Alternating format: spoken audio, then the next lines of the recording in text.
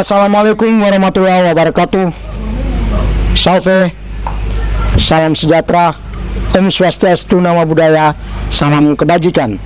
Sahabat Bawaslu dimanapun Anda berada, jumpa lagi dengan saya, Uran Koban, dalam bincang-bincang pemilu Bawaslu Kabupaten Lembata edisi 10.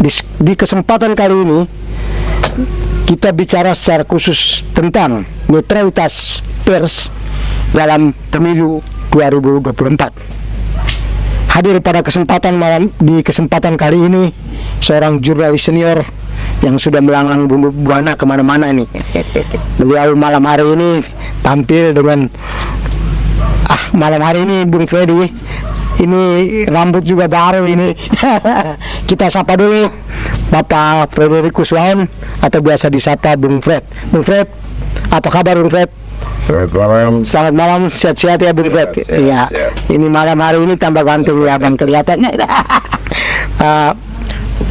Bung Fred, di kesempatan bincang-bincang malam hari ini secara khusus kita bicara soal netralitas pers dalam pemberitaan menyongsong pemilu 2024. Tentunya di 14 Februari 2024 itu kalau kita menghitung secara kuantitatif ya tinggal sekitar 50-an hari lah untuk sampai kepada puncak di mana masyarakat memberikan hak suaranya. Kalau kita bicara soal peran pers ini kan orang biasa bilang pilar keempat demokrasi lah. Ya. Pilar keempat demokrasi, dan pemilu itu sendiri itu merupakan bagian dari rangkaian kegiatan demokrasi, di mana kita memilih para wakil, para pemimpin nasional, pemimpin daerah, DPR ini untuk dalam 5 tahun ke depan. Kira-kira ini menurut pendapat Bung Fred seperti apa ini kira-kira? Ya, pers itu dianggap sebagai pilar keempat dari demokrasi selain eksekutif, yudikatif, dan legislatif. 3 pilar dan ditambah 1 pilar adalah pers. Dan kita membayangkan pers itu sebagai sebuah kekuatan di dalam mendorong proses demokratisasi. Dan demokrasi yang ideal itu demokrasi yang berbasis pada publik. Dia tidak berbasis pada kemauan elit, atau dia berbasis pada riset, atau pada kemauan perseorangan atau kelompok orang tertentu. Demokrasi pada kemauan publik. Pertanyaannya kemudian adalah hajatan pemilu yang kita jalani ini, apakah sebuah proses yang benar-benar seturut kehendak publik, atau malah dia sebaliknya, publik ini dimobilisir hanya untuk mencitrakan republik ini di mata dunia bahwa kita sudah demokratis. Pemilu sepanjang Orde Baru misalnya, ya dia orang sudah tahu siapa yang akan duduk, siapa yang jadi apa, itu sebelum dilakukan pemilu. 99 itu reformasi dan berubah dari pemilu 97 ke pemilu 99, itu dia merubah cukup dasar, dan media memainkan peran yang cukup pada masa transisi itu. Masa transisi itu sekalipun media dipasung, dikelangkang dengan begitu dasar, dan media mampu mencuri celah untuk bisa eksis dan mendorong proses demokratisasi sehingga lahirnya reformasi Indonesia. Dan ketika reformasi berjalan dan undang-undang pers juga dirubah dengan lahirnya undang-undang 40 dan 99, dia memberi ruang yang begitu besar terhadap kebebasan pers. Dan ketika pers itu betul-betul bebas menikmati iklim kebebasan ini, orang lalu mulai resah dengan kebablasan. Pers ini mulai kebablasan. Pemberitaan yang diharapkan itu netral, profesional, dia berubah menjadi partisan, dia berubah menjadi milik perseorangan, kelompok usaha tertentu. Dan lupa bahwa pers itu juga industri. Sebagai industri, dia akan tunduk kepada pemodal. Jadi pekerja pers, dia akan tunduk kepada pemodal. Dan saya kira banyak pengalaman kasus teman-teman yang dulu ada pada media tertentu, tidak baik saya sebut, yang kemudian bosnya bikin partai, orangnya mundur dan memilih sendiri, dan begitu juga teman-teman wartawan ada yang mundur dan akhirnya membangun media sendiri. Nah, ini juga bagian dari proses demokratisasi, memperlihatkan bahwa pers tidak cukup independen, tidak cukup mandiri dalam proses ini. Padahal kita harapkan sebagai pilar demokrasi, dia mensyaratkan bahwa pers harus independen, pers harus netral, dia tidak berpihak, dia imparsial. Dia imparsial, artinya dia tidak berpihak kemana-mana. Dia pada nilai, pada proses demokrasi dan pada publik. Itu yang kita harapkan. Kalau pers sudah sampai begitu, ya jadi seorang politisi dia harus menjadi negarawan, seorang jurnalis dia harus profesional. Kalau dia profesional, maka dia dapat dianggap sebagai seorang negarawan untuk melihat Indonesia secara penuh. Kebebasan tadi Ya. kita bicara soal pers dengan lahirnya Undang-Undang Nomor 40 tadi, itu artinya kebebasan pers itu kan, tetapi akhirnya orang, kata Bung Fred tadi, orang kebablasan gitu. Ya. Bagaimana cara mewujudkan pers yang netral atau independen menurut Bung Fred? Menurut saya mulai dari proses rekrutmen orang menjadi wartawan. Ketika 99 ke sini, itu orang menjadi wartawan itu begitu gampang, karena tidak ada lagi perizinan dalam proses penerbitan. Jadi perusahaan, yang penting dia punya perusahaan, ada payungnya perusahaan berbadan hukum, lalu dia bisa menerbitkan. Dengan pekerja pers atau jurnalis yang sekedar bisa menulis, banyak hal yang harus diketahui untuk bisa memimpin sebuah media. Tetapi ya dia sekedar bisa menulis lalu dia menjadi wartawan. Akibatnya syukur dia mengerti apa yang dia tulis. Kalau dia saja bingung apa yang dia tulis, bagaimana dengan publik yang membaca atau yang mendengar hasil liputannya. Ditambah lagi kita mengalami proses banjir informasi melalui media sosial. Jadi proses perubahan teknologi informasi, revolusi digital, itu mengakibatkan pers menghadapi tantangan tidak hanya dirinya sendiri, tapi tantangan publik yang dasar. Jadi informasi bisa sampai tanpa melalui media mainstream, tapi dia melalui media digital yang ada, atau orang sebut media sosial. Dan kekuatan media sosial ini bahkan lebih dahsyat. Nah, bagaimana kita pelaku media mainstream atau jurnalis, wartawan, itu dia bisa menjadi penyaring yang baik untuk menghindari hoax. Dan pemilu 2024 dia menghadapi revolusi digital dan pemerintahan media.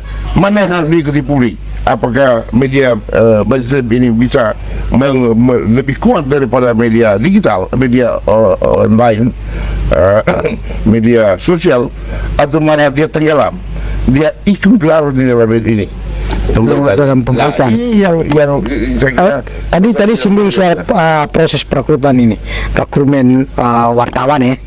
Proses itu di zamannya Bung Freddy dengan di zaman sekarang ini beda ini.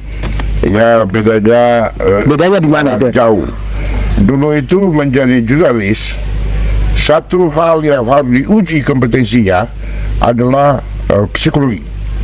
Ujian psikologinya tidak hanya bisa menulis, tapi psikologinya itu teruji bahwa dia punya integritas yang bagus.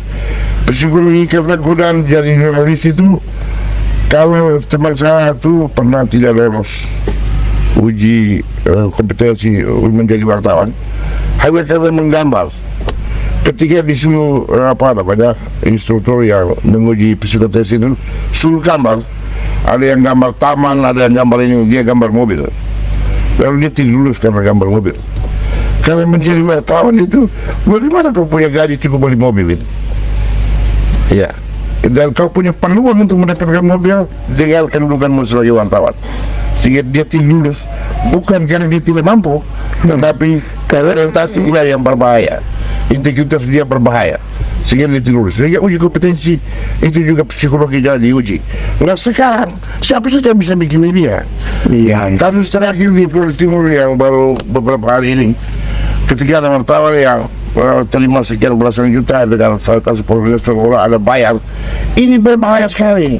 Saya bilang kenapa polisi itu kejahatan, itu untuk kejahatan, dan apalagi berkaitan dengan pemilu. berkaitan dengan pemilu, kalau wartawan tidak punya integritas, maka babak belur. Bagaimana publik ikut kemana publik ini, publik digiring. Dan sekarang Bawaslu tidak bisa masuk ke wilayah itu, wilayah pemberitaan. Media tidak punya kekuatan apa-apa. Kita agak berharap bahwa publik menggunakan hak koreksi untuk menyatakan media itu salah, atau menggunakan hak jawab atas sebuah pemberitaan yang menurut kita tidak benar. Dan koreksi publik, kadang-kadang orang di kampung atau kita yang di daerah itu masih merasa bahwa membutuhkan jasa wartawan ini harus ada ini. Oh, tidak begitu. Wartawan tidak digaji atau tidak dibayar untuk membuat pemberitaan. Dia punya kewajiban untuk menulis berita. Nah, beritanya itu yang dia sampaikan kepada publik kalau dia melayani kepentingan publik, bukan dia melayani kepentingan perseorangan apalagi kelompok. Tidak boleh. Dia melayani kepentingan publik untuk hak atas informasi. Ya, kalau baca TPPL 299, dia akan mengerti bahwa informasi itu hak publik dan media adalah jembatan. Dan dia berpihak kepada nilai dan Ya. publik ya. Jadi sebenarnya ada di situ.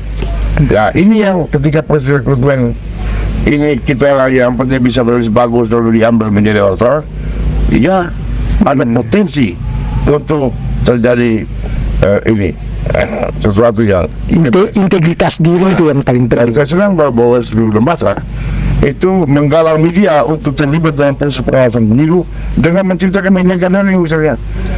Ini pengguna orang untuk melakukan informasi bersama terhadap tahapan Pemilu ya. itu menunjukkan bahwa Bawaslu tahu betul pada media dan bagaimana dilibatkan. Saya kira kita yang terakhir, teman-teman paling marah dengan KPU dan Kepala yang kenapa lama tidak bertemu, dan Bawaslu saya sesuatu yang luar biasa karena menggunakan media gathering untuk bagaimana melibatkan Sahabat ya, dalam teman-teman. proses ini, dan teman-teman yang menjadi calon yang menjadi caleg tidak lagi dilibatkan di media itu. Nah, ini yang menunjukkan bahwa mudah-mudahan teman-teman paham kenapa proses ini dilakukan oleh teman-teman Bawaslu lembaga. Ini sesuatu yang perlu diapresiasi. Bung Fred, sebagai tadi disinggung juga soal media mainstream ya. Nah, sebagai media mainstream, bagaimana pers menghadapi dinamika informasi yang berseliweran di media sosial yang terkadang juga berisi berita-berita bohong, hoax, dan bagaimana caranya agar wartawan itu tidak terjebak untuk ikut menyebarkan berita-berita hoax? Ya, ini yang wartawan dia punya tugas adalah pertama dia melakukan check and recheck, melakukan balancing, melakukan apa yang disebut dengan cover both side. Jadi dia tidak bisa sepihak begitu mendapat informasi tanpa melakukan verifikasi atas informasi, kesahihan, kebenaran informasi itu langsung dia publish. Tidak boleh begitu, dia harus memverifikasi. Dan di dalam pemberitaan itu ada dua hal. Dia melakukan in-depth itu in-depth investigasi atau in-depth interpretation. Jadi dia menginterpretasi dengan hermeneutika ke segala kemungkinan atas fenomena yang muncul. Yang kita beritakan ini kan fenomena-fenomena. Iya. Apa yang terjadi di balik fenomena? Nah, di sekarang misalnya Tempo.com mulai membuka bocor halus. Di situ dia memberitakan sesuatu yang tidak muncul di permukaan. Fenomena-fenomena itu, ada cara cerita di balik itu. Dan ini hanya bisa dilakukan kalau dia melakukan in-depth. Dia melakukan investigasi secara mendalam atau dia melakukan interpretasi secara mendalam. Nah, kita punya banyak tokoh yang bisa mengambil posisi netral untuk memandang fenomena ini secara lebih jernih. Nah, celakanya sekarang pers seolah-olah digelandang oleh sebuah arus besar dengan menggunakan survei sebagai alat campaign. Jadi survei sebagai sebuah kerangka metodologi ilmiah akademis itu sekarang dia berubah wajah. Orang survei satu Indonesia yang begini luas dengan 200-an juta pemilih disurvei dengan hanya sampling 1000 lebih menggambarkan satu Indonesia yang 200 juta pemilih. Bagi saya tidak cukup fair. Berarti yang paling penting dilakukan adalah verifikasi. Iya, verifikasi. Harus selalu Harus. Wartawan harus melakukan verifikasi. Tidak sepihak. Dan itu dia bisa menjadikan termasuk hoax, membantah hoax, mengklarifikasi. Media punya tanggung jawab itu. Itu ada moral obligation yang dimiliki seorang wartawan untuk membersihkan informasi hoax kepada publik. Karena publik menuntut punya hak atas informasi yang benar. Keren. Ini di masa tahapan pemilu ini, Ya. ya, kita sedang di tahapan pemilu ini, Bung Ferry. Dan di saat ini itu kita sedang memasuki tahapan masa kampanye. Tahapan masa kampanye. Bagaimana Anda melihat pemberitaan pers di masa kampanye ini terbatas sekarang? Kampanye terbatas ini sekarang ini. Itu Anda melihat pemberitaan pers secara nasional, lalu skop Lembata itu kira-kira seperti apa? Ya, kalau kita melakukan riset sederhana terhadap pemberitaan media, kita buka media-media online atau media cetak, lebih kuat sekali media online. Dan lebih banyak orang memberitakan terkait kalau di politik itu ada dua hal yang diberitakan ya menarik bagi publik: konflik figur atau political game. Jadi bagaimana peristiwa politik itu antara kekuatan yang sedang bertarung, misalnya partai mana yang muncul lebih tinggi, mana lebih rendah, mana yang bakal lolos, mana yang tidak. Ini political game. Ya. Dan yang kedua adalah konflik figur. Tokohnya siapa? Ya? Nah, tokoh-tokoh yang sedang bertarung, nah itu akan menjadi menarik di dalam pemerintahan. Dan kalau orang kita ikuti, ini kekuatan status quo dan kekuatan pendatang baru, kekuatan yang ada yang mau ingin bertahan, dan kekuatan pendatang baru yang ingin melakukan sesuatu yang satu perubahan. Dan kita berharap semua dalam bingkai NKRI, dalam bingkai negara kesatuan, dia tidak boleh lari keluar dari situ. Nah, pembatasan ini dan kita berharap untuk kemajemukan ini dihormati. Indonesia ini negara majemuk, dan sebagai sebuah negara majemuk, wartawan mesti punya wawasan yang cukup untuk memenang persoalan. Kita di Lembata misalnya 4 dapil. Ya. Di Lembata ada 4 dapil. Tetapi kan pemerintah misalnya ini sebatas dalam kota, itu artinya informasi di luar kota oleh dapil 1, dapil 1 menjadi sangat miskin. Ya, gue sangat miskin. Lebih banyak ini ada di dapil 1 di dalam kota ini. Ya, dapil sedikit, dapil 2 sedikit, dapil 4 sayup-sayup, dapil 3 jauh dikira tidak cukup dominan. Nah, figur-figur yang muncul itu pun juga tidak sulit terklarifikasi. Di dalam menentukan pemilihan kita berharap ada rekaman jejak seseorang itu bisa kelihatan secara baik. Nah, orang seolah-olah siapa yang punya banyak duit bisa cetak baliho banyak, maka dia punya alat peraga yang justru banyak beredar. Dia buat banyak pertemuan. Jadi kita kalau cek STP yang di kepolisian, maka tidak banyak orang yang ambil STP. Apakah memang tidak ada orang yang melakukan kampanye? Belum tentu. Dia melakukan kampanye, tapi dia merubah bentuk. Dia berkunjungan rumah, dia tidak butuh STP. Dia kunjungan rumah, masuk ke rumah. Dan cara ini, dia teman-teman pengawas mulai cukup bisa punya waktu untuk mengawasi. Kan cukup setengah mati ketika dia menggunakan ini, menurut metodologi ini. Kalau tadi pemberitaan kalau dalam konteks Lembata ini, dalam konteks Lembata, Bung Ferry katakan bahwa pemberitaan kita ini hanya masih sebatas di kota saja ini. Nah, soalnya ada di mana ini supaya bisa, artinya mungkin ada strategi atau apa yang perlu mendorong teman-teman pers untuk supaya bisa keluar sedikit lah dari. Saya kira satu hal itu soal biaya liputan. Teman-teman wartawan ini untuk membiayai dia bisa menjangkau seluruh wilayah ini sesuatu yang tidak mudah.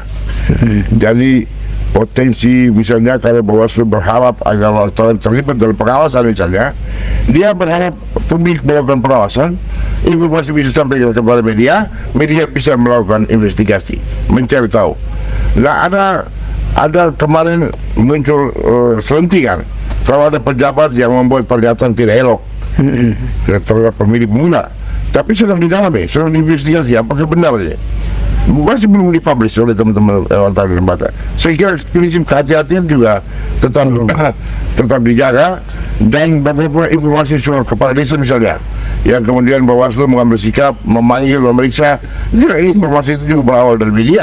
Nah, bagaimana peran media ini dimunculkan, kita klarifikasi ke teman-teman Bawaslu, dan Bawaslu mengambil sikap.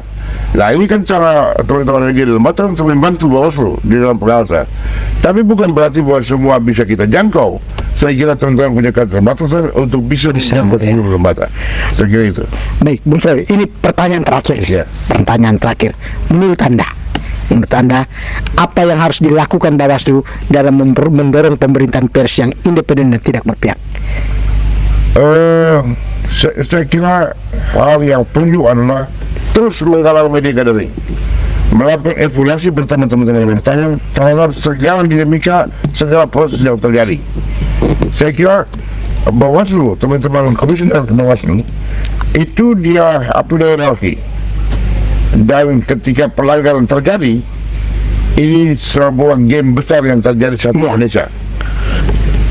Dan saya kira kemarin ketika orang yang dibagikan bukan adalah pelajar misalnya, yang dibagikan adalah susu atau les kotak misalnya gitu, apakah dia melanggar atau tidak? Apakah ini masuk kategori melanggar? Bawaslu di jembatan dia mengambil sikap melanggar, dia hati-hati juga, jangan sampai dia salah menyebut ini sebuah pelanggaran. Sementara ya orang kumpulkan dikasih makan itu bentuknya susu, kan tidak salah itu, bentuknya susu. Tapi kan kita tunggu komando dari atas. Apakah ada cukurangnya begitu, ada kaitannya itu? Saya kira ini perlu kehati-hatian teman-teman komisioner Bawaslu yang patut diapresiasi bahwa mereka juga tidak mau terlibat, tidak betul. Dan kita berharap teman-teman politisi juga tidak memanfaatkan celah ini kevakuman aturan untuk menjangkau media, untuk mengeksploitasi media dalam kepentingan pribadi atau kelompoknya. Kita berharap itu agar pemilu di Lembata dia berlangsung secara damai, secara tentram, dan teman-teman media juga aman, tidak ada yang dilaporkan. Dan sekali lagi, wartawan bukan Tuhan. Ya, dia bukan Tuhan yang selalu tahu semuanya benar. Dia juga bisa keliru. Media publik bisa menggunakan hak untuk melakukan koreksi atas pemberitaan yang keliru, atau dia melakukan hak menjawab setiap hal yang dia rasa tidak benar, dan itu menjadi kewajiban media untuk menulisnya. Itu harus dilayani. Dua hal yang tidak boleh ditolak oleh media ketika publik memiliki hak jawab atau hak koreksi. Itu tidak boleh ditolak. Tidak boleh, ya. Harus itu wajib itu. Itu undang-undang itu. Baik, terima kasih Bung Ferry atas waktunya di kesempatan malam hari ini, sudah bisa menemani kami dalam bincang-bincang Bawaslu. Sebelum kita tutup kita akhiri bincang-bincang kita ini, mungkin ada pesan untuk juniornya, sahabat-sahabat pers yang soal netralitas tadi itu, mungkin bisa ada pesan terakhir lah buat sahabat Bawaslu dan sahabat pers yang ada di khusus yang ada di Lembata. Terutama wartawan, kita juga pemilih yang tentu punya pilihan, tapi jangan membawa pilihannya ketika sedang melaksanakan tugas jurnalistik. Kita melaksanakan tugas jurnalistik, kita menghadapi publik yang juga punya pilihan. Kita wajib menghormati pilihan pemilih pembaca kita, para pengunjung kita di web kita atau di media kita. Jaga netralitas kita, hormati keputusan pemilih untuk menentukan pilihannya. Terima kasih. Terima kasih Bung Ferry. Sahabat Bawaslu dimanapun Anda berada, kita sudah sampai di penghujung bincang-bincang kita pada malam hari. Tentunya informasi berupa edukasi yang diberikan oleh Bung Ferry, sering yang diberikan oleh Bung Fred terkait bagaimana peran pers memposisikan diri secara netral dalam pemberitaan untuk mewujudkan pemilu 2024 yang berintegritas, yang bermartabat. Kita berharap seperti itu, Bung Fred. Sekali lagi selamat malam dan sampai jumpa lagi di bincang-bincang Bawaslu Kabupaten Lembata edisi berikutnya. Terima kasih, selamat malam, malam baik. Malam baik.